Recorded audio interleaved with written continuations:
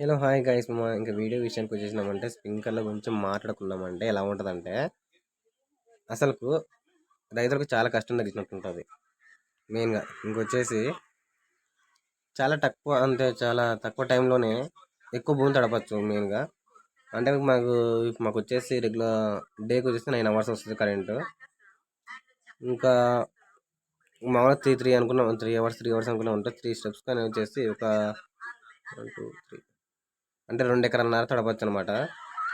అసలు ఎంత ఈజీ కదా అసలు ఇప్పుడు మేము ఇది స్ప్రింక్లర్లు వాడడం మానేసి వాటర్తో కట్టామంటే ఒక కార్ దగ్గర కూడా కట్టలేము నిజం చెప్పాలంటే.